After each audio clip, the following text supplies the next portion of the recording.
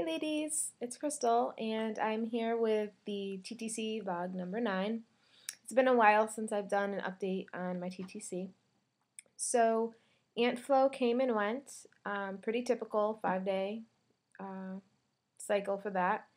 And I did have really bad cramps the second day. The first day wasn't as bad as normal. I attribute that to the red leaf tea I've been drinking.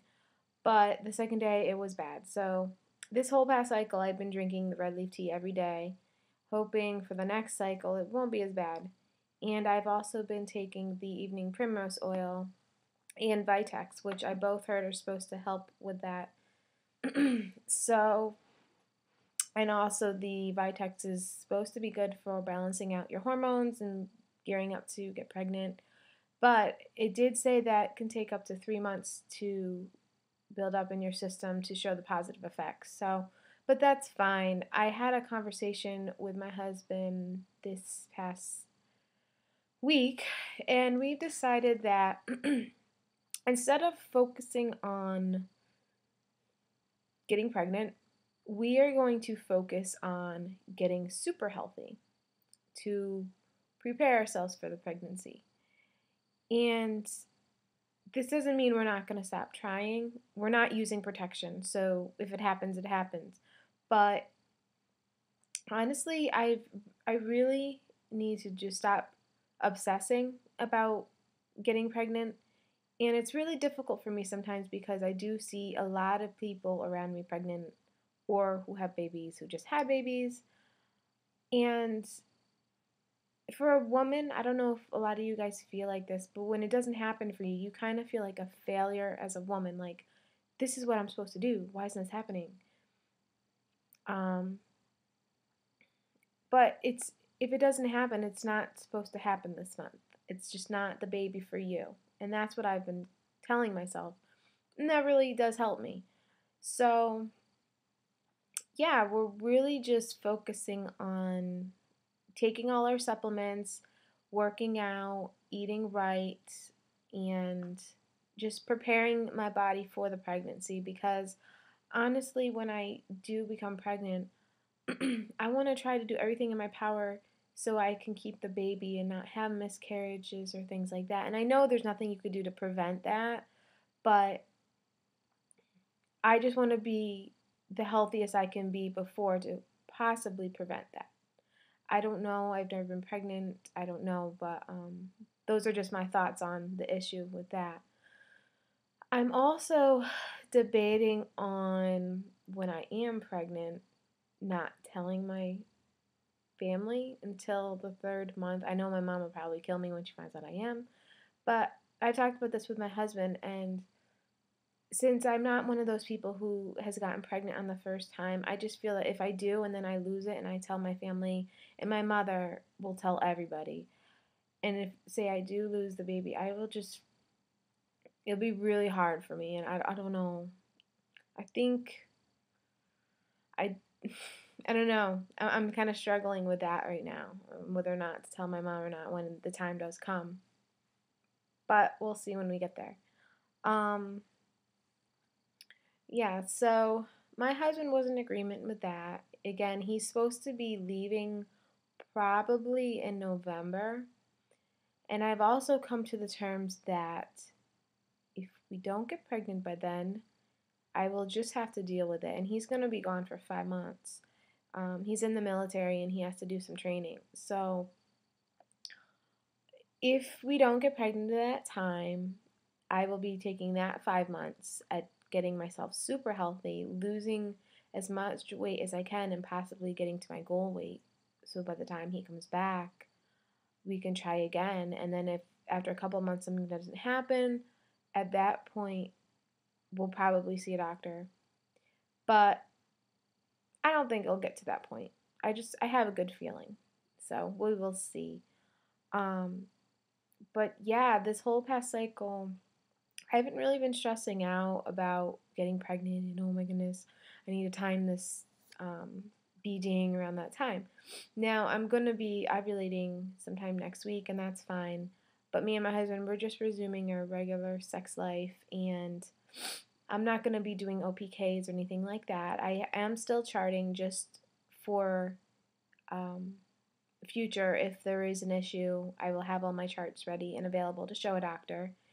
But that really doesn't stress me out. I mean, I get up in the morning, I take the temp, and I write it down. I mean, I don't interpret it. I just take it. It is what it is.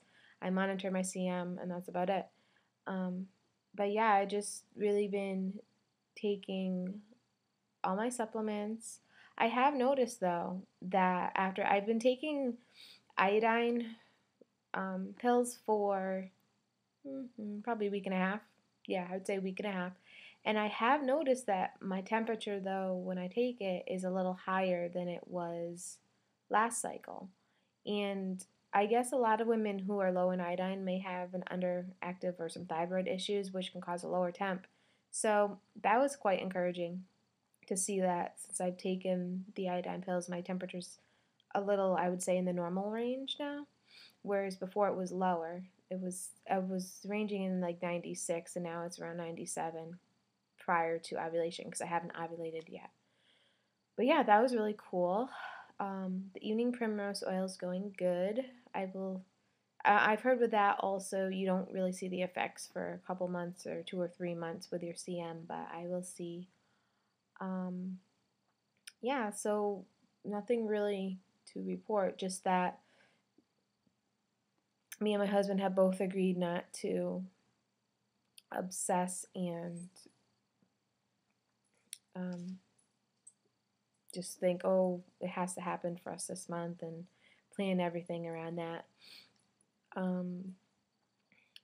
At least for the next 3 cycles, this is how we're feeling right now. We'll see what happens, but it's going pretty good. And I just last weekend had my brother's baby shower, which was really nice. And of course, I had people ask me, oh, so when are you going to get pregnant? When are you planning? Blah, blah, blah.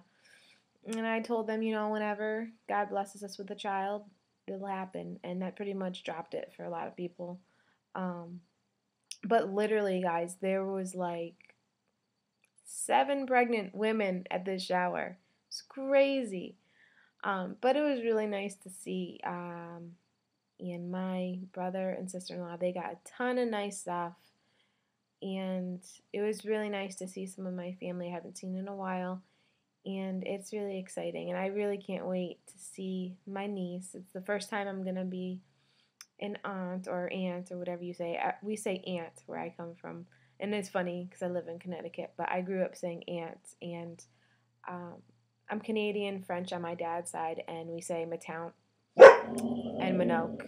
And there's my dog barking.